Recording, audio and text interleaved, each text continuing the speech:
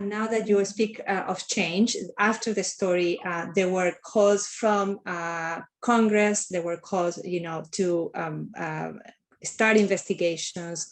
There was also action from the Department of Labor. Michael and Sandy, I don't know if you want to comment a little bit, do you think that we will see any real change after those calls, which were impressive at the time, but what now? If I may just go first, Sandy. I mean, I think there's certainly a correlation between the challenges Euclides faced and the impact. I mean, these are high stakes, as Sandy mentioned. These millions and millions and millions of dollars at stake here with these sugar imports.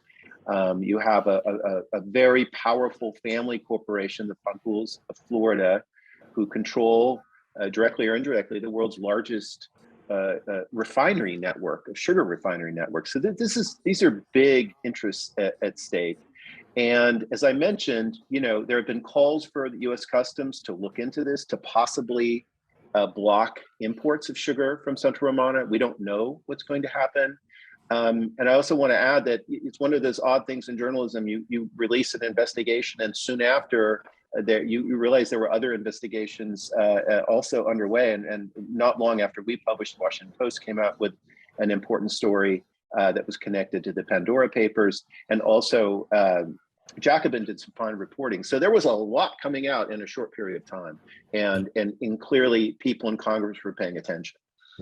I would just add to that we know through our reporting that there have been multiple visits from federal agencies, the State Department, Department of Labor, other federal agencies.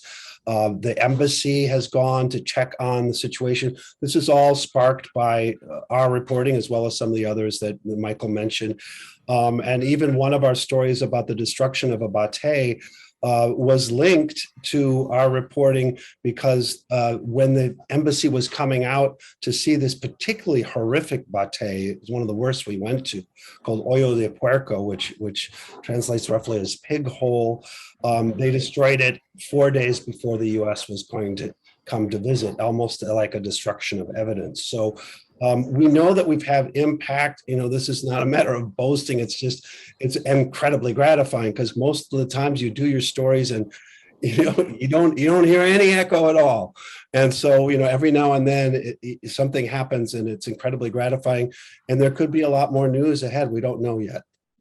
And just to add, Marina, sorry to interrupt. There have been pledges by the government of the Dominican Republic to increase wages, to maybe get those overdue pensions paid. The president of Puerto Rico has stated these things. So maybe there will be movement on the ground. Ultimately, Dominican Republic. And so maybe it is, ultimately, will this favorably impact the lives of these Haitian families? That's the big question. Yes, Euclides. Michael, yeah, I saw the resolution about increasing the wages for the cane cutters. But according to some people that I have been talking to, and also Jesus Nunez, who is the spokesman for the cañeros, they're not is not reflecting those this increased wages in the paycheck. It's still being the same, because there is a discrimination in this. They increase only for the people who have ID cards.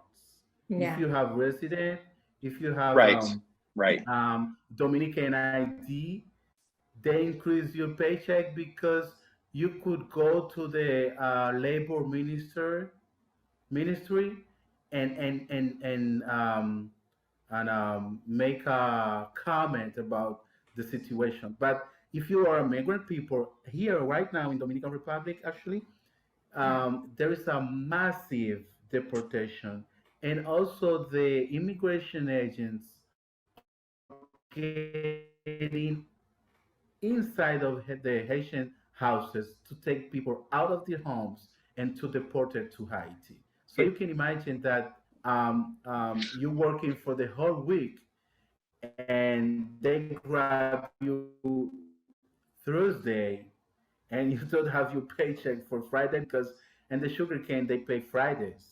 So these migrant people working in the sugarcane, they don't want to go out of the batey because if they come out of the batey, they're afraid to Yeah. come out of the batey because the immigration agents are very aggressively in this administration, very aggressively, Thank you, Euclides. like I want anyone else, any I want of to us, lift like any an of us. important question that connects with what you are saying, Euclides, and connects with this idea of the Central Roman and the Fanjus being kind of like a state within the state, which is something that we heard in the reveal piece. So Paula Dwyer, our colleague, asks, as a longtime business journalist, the Fanjus have been the antagonist in many stories I have read and sometimes help report and write, including how they use their profit to help elect and lobby members of Congress for sugar subsidies. Why do you think the Fanjus have been able to do these things for so long with apparent impunity? And what more can or should journalists do? Who wants to take that one? I could They start with will. that. I think if They I could play on just, their own bases.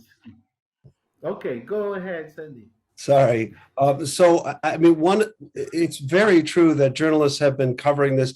In some of the research, I went back to a Wall Street Journal piece written by Jane Mayer, who's been with the New Yorker for as long as I can remember. She wrote it like 35 years ago in 1986 about the Fanjuls.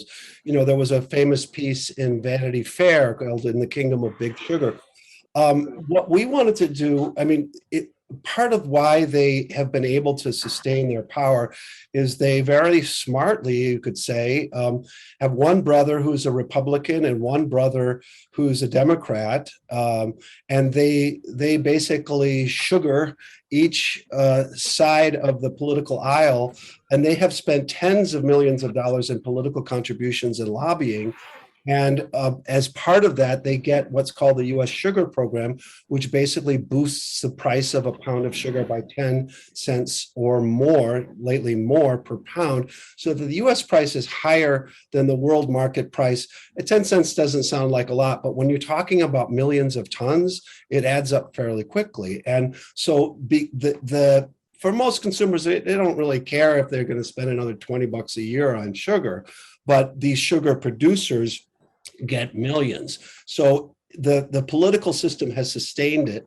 One of the things that we wanted to do was show not only that situation, but obviously the conditions that what the price that people locally pay. Now that has also been done, but what we wanted to do is connect those two things and, as Michael said, show the supply chain so that, you know, there was someone, Cheryl and Eiffel from the NAACP Legal Defense Fund tweeted right before Halloween one of our pieces and said, think about where your sugar comes from. And that's really what we wanted to do, is connect all three of those: the conditions, the profits, and then how it comes home to us in our Halloween candy or in our sugar that we stir into our coffee.